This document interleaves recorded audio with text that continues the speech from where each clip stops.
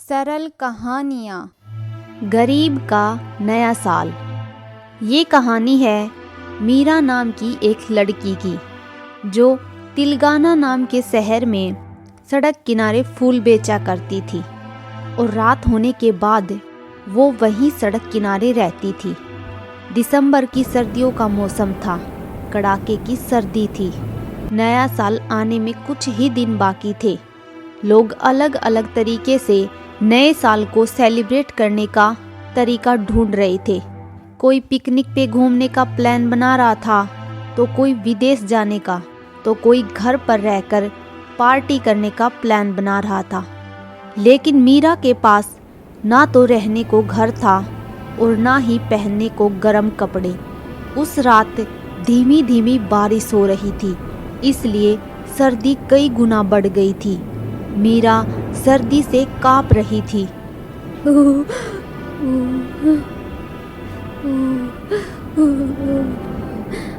आज तो बहुत ठंड है, एक तो इतनी सर्दी, ऊपर से बारिश। हे भगवान, कुछ तो रहम करिए हम गरीबों पर। मीरा सर्दी से कपकपाती अपनी शिकायत भगवान से कर रही थी। तभी एक औरत उसके पास भागी हुई आती है।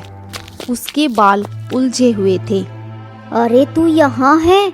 मैं तुझे ढूंढ ढूंढ के परेशान हो गई और तू यहाँ बैठी हुई है। कुछ खाया तूने? कैसे खाया होगा? मैंने तो कुछ बनाया ही नहीं।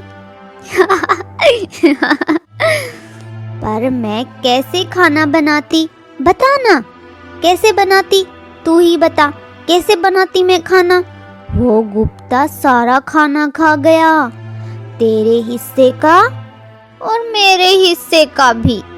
मैं उसे नहीं छोड़ूंगी, जान से मार दूंगी। हाँ, जान से मार दूंगी। तू यहीं रुक, मैं उसे अभी मार के आती हूँ और तेरे लिए खाना लेकर आती हूँ। इतना कहकर वह औरत पागलों की तरह सड़क पर भागने लगती है। लोगों के लिए वह औरत चीखने चिल्लाने वाली पागल औरत थी, लेकिन वह और कोई नहीं बल्कि मीरा की माँ थी। लेकिन मीरा की माँ कमला हमेशा से ऐसी नहीं थी। उसे वो दिन आज भी याद है। भैया, इतनी रात को मैं कहाँ जाऊंगी? कहीं भी जाओ, पर मेरी जान मत खाओ। भैया, कुछ तो रहम करो मुझ पर। आखिर मैं बहन हूँ आपकी। बहन हो तो क्या करे? सिर पर बिठा ले तुम्हें। इन्होंने तुम्हारा जिंदगी भर का ठेका नहीं ले रखा, समझी? देखो कमला, मेरा भी परिवार है और जिम्मेदारी भी है।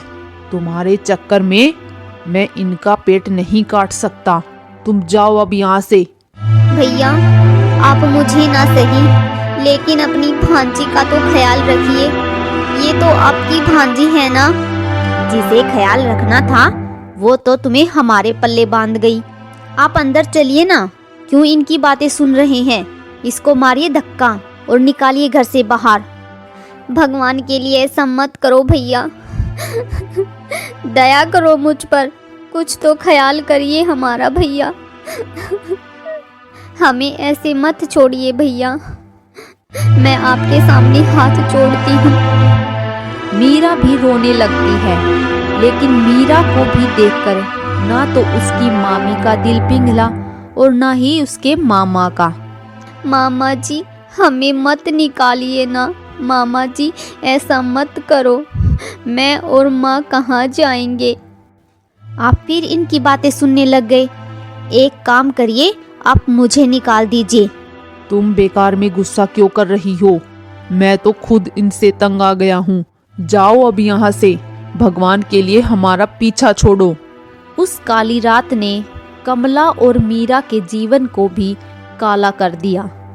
वे दोनों माँ बेटी सड़क पर आ गई। उन्हें कुछ भी नहीं पता था कि आगे क्या होगा। माँ, अब हम कहाँ जाएंगे? कमला मीरा की बातों का कोई जवाब नहीं देती और कमला रोने लग जाती है।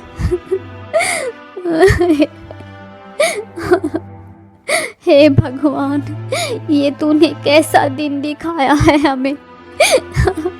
मत रो माँ, अब मैं कुछ नहीं पूछूंगी तुझसे। सब रिश्तेदार झूठे हैं यहाँ। मीरा के दिमाग में यह बात घर कर गई थी। कमला को अब कुछ समझ नहीं आ रहा था कि वो अब कहाँ जाए और क्या करे। आज वह अपने आप को बहुत अकेला महसूस कर रही थी। पति ने लंबी बीमारी के बाद जब अस्पताल में दम तोड़ा था, तब भी वो इतना अकेला महसूस नहीं कर रही थी जितना वो आज कर रही थी, और इस अकेलेपन ने उसे तोड़ के रख दिया। वह हार गई थी और उसमें सोचने समझने की शक्ति समाप्त हो गई, जिसके कारण वह पागल हो गई। कहाँ गया वो गुप्ता, कहाँ गया? मैं उसे नहीं छोड़ूंगी, वो अच्छा आदमी नहीं है। कहाँ गया गुप्ता? मैं नहीं छोड़ूंगी तुझे, मैं मार डालूंगी उसे। कुछ दिनों तक मीरा को भी समझ नहीं आ रहा था कि उसकी माँ को हुआ क्या है, लेकिन जब लोग उसकी माँ को पागल पागल कहने लगे और दुत्कारने लगे, तब मीरा को छोटी सी उम्र में बहुत कुछ समझ आने लगा। उसके दिमाग में बहुत सारे सवाल थे। सबसे बड़ा सवाल उसके दिमाग में ये था कि वो अपना और अपनी माँ का पेट कैसे भरे। कुछ दिनों तक तो यूं ही दोनों कभी होटल के बाहर बचा खाना खाती तो कभी कचरे से उठाकर खाती। एक दिन मीरा सड़क किनारे पर खड़ी थी तो उसने वहाँ एक आदमी को फूल बेचते हुए देखा। तो उस आदमी ने मीरा को फूल बेचने की सलाह दी। पहले तो मीरा ने लोगों से भीख मांगकर कुछ पैसे जमा किए। उन पैसों से उसने फूल खरीदे और फूल खरीदकर बेचने लगी। तभी एक कार के पास जाकर मीरा ने कार का शीशा खटखटाया। तभी करिश्मा नाम की एक औरत गाड़ी से उतरती है। मैडम जी, फूल ले लो ना, मैंने सुबह से कुछ नहीं खाया है, ले लो ना मैडम जी फूल। लेकिन तुम्हारे फूल तो मुरझाए हुए हैं। अरे नहीं मैडम जी, ये तो मैं यहाँ सड़क के किनारे खड़ी रहती हूँ ना, तो इन पर धूल लग गई है, इसीलिए ऐसे दिख रहे हैं। तभी उस औरत का पति अभिषेक कहता है, ये फूल नहीं लेने, ये तो सच में मुरझाए हुए हैं। नहीं साहब, अब क्या बोलूँ मैं, 2 दिन से एक भी फूल नहीं बिका साहब। भगवान के लिए ये फूल ले लो ना, मुझे बहुत भूख लगी है। तुम्हारे माँ बाप कहाँ हैं? साहब, पिताजी तो गुजर गए थे और माँ पागल हो गई, वो इधर उधर भटकती रहती है। तभी करिश्मा और अभिषेक की गाड़ी के पीछे खड़ी दूसरी गाड़ियां हॉर्न देने लगती हैं और वे दोनों अपनी गाड़ी स्टार्ट करके चले जाते हैं।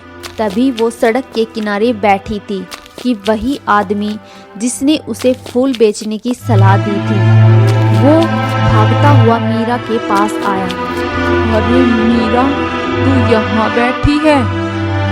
वहाँ तेरी माँ। क्या हुआ चाचा मेरी माँ को?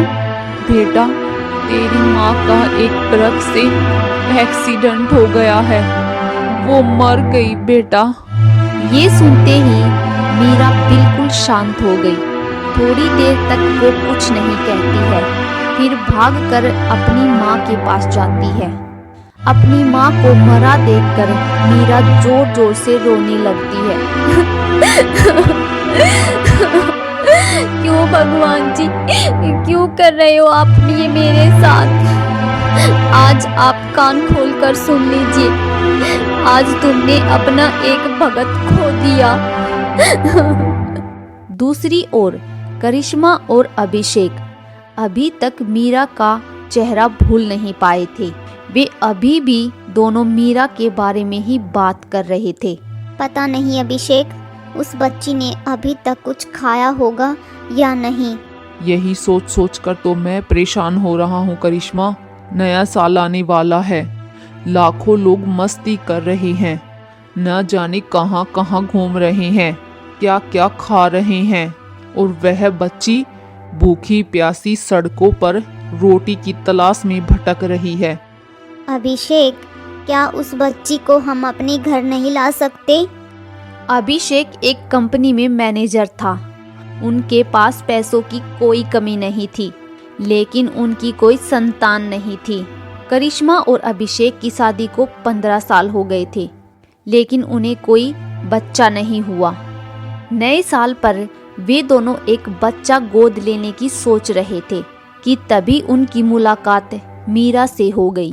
करिश्मा की बात सुनकर अभिषेक और करिश्मा अगले दिन ही उसी जगह पर मीरा को ढूंढने जाते हैं, लेकिन उन्हें मीरा कहीं दिखाई नहीं देती। उन्होंने वहां कई लोगों से पूछताछ की, लेकिन मीरा का कोई पता नहीं लगा। अभिषेक, क्या पता वो दूसरी जगह फूल बेचने गई हो? लेकिन करिश्मा, ऐसे हम कहाँ कहाँ जाएंगे? वे निराश होकर लौटने ही वाले थे कि उनकी नज़र सड़क किनारे बैठी मीरा पर पड़ी। वे दोनों उसके पास गए। अरे तुम यहाँ बैठी हो? हमने तुम्हें कहाँ कहाँ नहीं ढूंढा। आज तुम्हारे हाथ में फूल नहीं है, बिक गए क्या? नहीं साहब, वो फूल मैंने मेरी माँ पर चढ़ा दिए। कल रात मेरी माँ भी मर गई। एक दिन मैं भी इसी तरह मर जाऊंगी। अरे चुप हो जाओ बेटा, ऐसी बातें नहीं करते। हम तुम्हें कुछ नहीं होने देंगे। आज से तुम हमारे साथ रहोगी। हम रखेंगे तुम्हारा ख्याल। मीरा को समझ ही नहीं आ रहा था कि वे लोग उसे क्या बोल रहे हैं।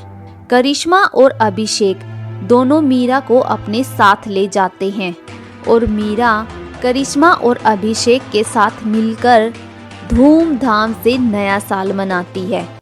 अगर कहानी अच्छी लगी तो वीडियो को लाइक, कमेंट और शेयर ज़रूर करें और ऐसी मज़ेदार कहानियाँ देखने के लिए हमारे चैनल को सब्सक्राइब करना न भूलें।